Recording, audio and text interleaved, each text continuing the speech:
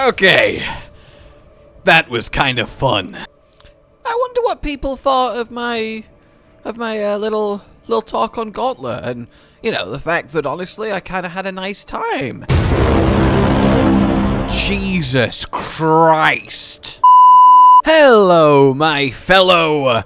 I guess incredibly jaded, sick of Diablo 4 people? And look, I don't blame you if you fall into that category, not one bit. There has been a lot of fun to be had in Diablo 4, and there have been some good times, like Season 2. But yes, there have also been bad times, like, you know, the end of pre-season, Season 1 and Season 3. And it's kinda left it in this weird place. There's been a lot of blunders by the devs, the less said about the patch, the better, and ultimately, the trust, the hopefulness, and just perhaps even the pure care is at an all-time low.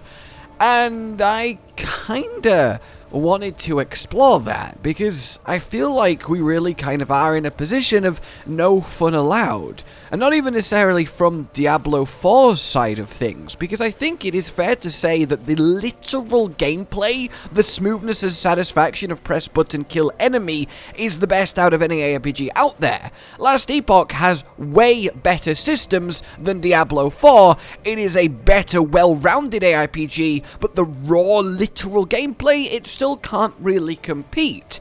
Diablo 4 is a slickly designed product, but it's missing that kind of heart and soul that makes it a good game for the most part. But I also don't think it is unreasonable to say the potential is there. We saw a glimmer of it in Season 2. It was genuinely great. And Season 4, made by the same guys that did Season 2, giving us a full-on item rework, promising more endgame content, yeah, it's going to be the big one, the make or break, and fingers crossed. But that's by the by. It just really caught me by surprise that I could go, hey guys, I played the Gauntlet. To me, it scratches an itch that I enjoy. That's working out how to efficiently beat a challenge in a puzzle-like manner in a video game. How to best come up with the best route to execute in the best order with the best build to get the best score. That's fun to me. Only for it to be met with, well, as we saw at the start, nearly 50% dislikes. And don't worry, I'm not over here like, oh my god, why would you do this? Well, except every night as I fall asleep. But I do think it is indicative of not necessarily your feelings on what literally I said, perhaps, but on Diablo itself. I think it just needs to do something spectacular in order to not result in, is this it?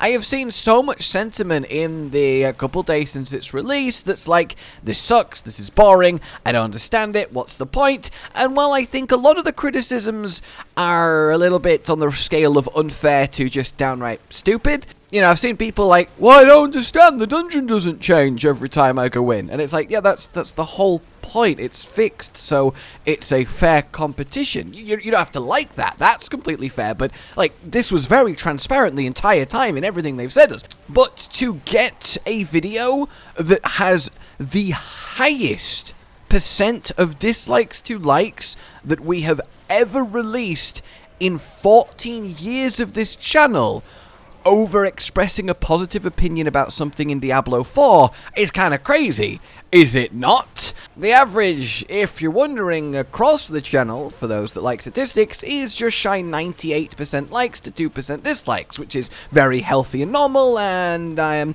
quite glad to have it. It does mean that on the most part, people like what we do. So when something like this comes up, I like to try and understand why, because ultimately, I think it's fascinating. And I think it's really a great example of the place that Diablo 4 is in. And I think the message is loud and clear, and that message is too little, too late. It needs to do better.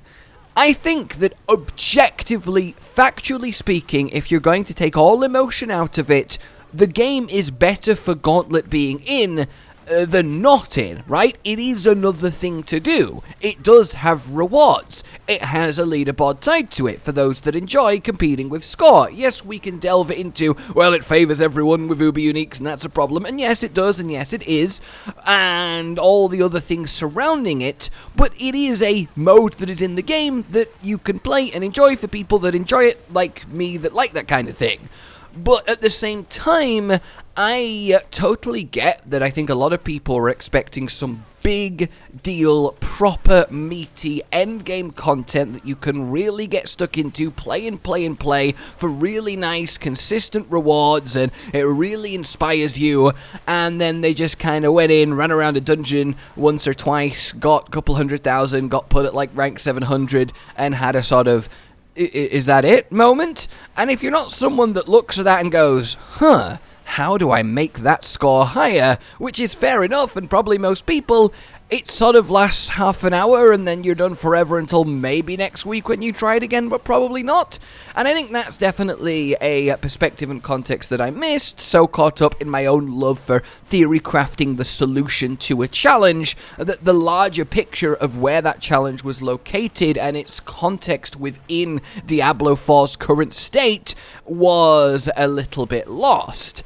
And I really do think that they should have just, at this point, not released the Gauntlet in Season 3. Because I think the Gauntlet itself, with a few tweaks, is going to be solid. And the Gauntlet gets better when the game is better, when the builds are fun to play, when there's more going on. Whereas in the middle of a lackluster season with a lackluster mechanic, where everyone's just kind of sick of it, it's not really the savior I think perhaps they were hoping, and especially with getting delayed so much, there is definitely a question of, why was it delayed? This is kind of it. Like, it's not exactly huge or complex, and it's still just a test, and it's not in the Eternal Realm.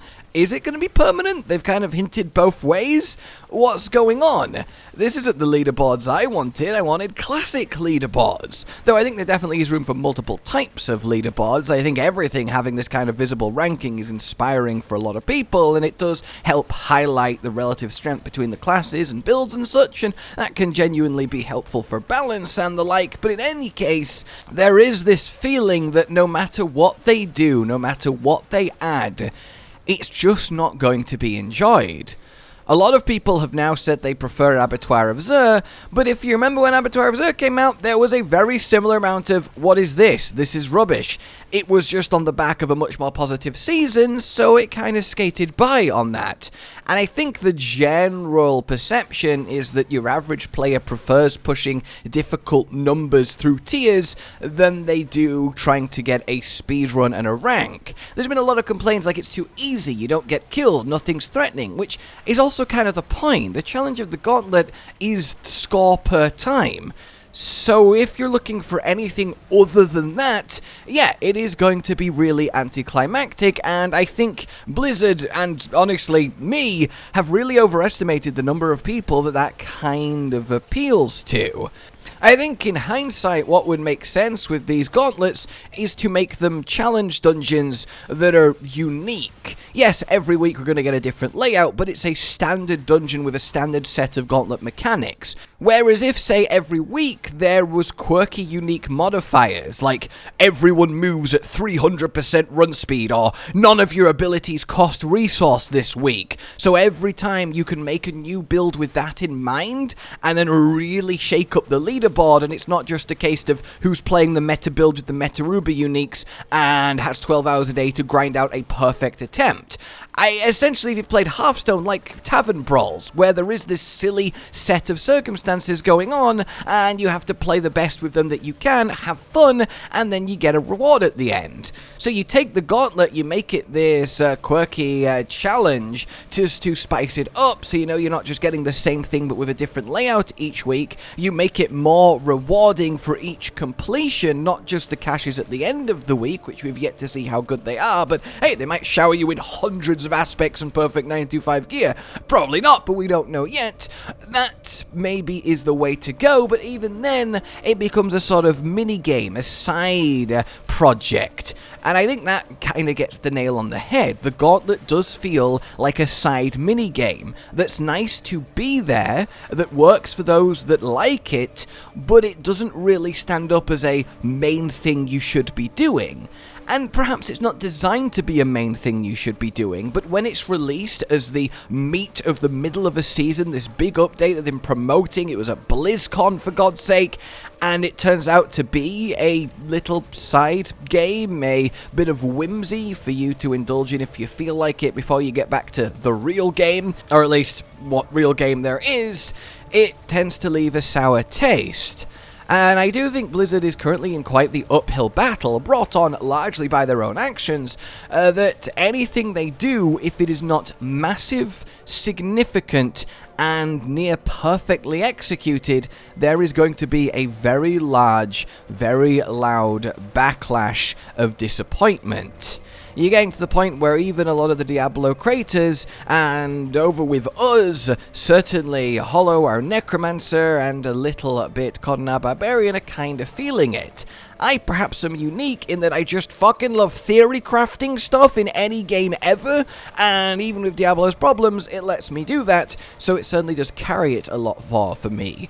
But I just thought it was fascinating that having a positive opinion about something Diablo has done has resulted in such negativity on my talk.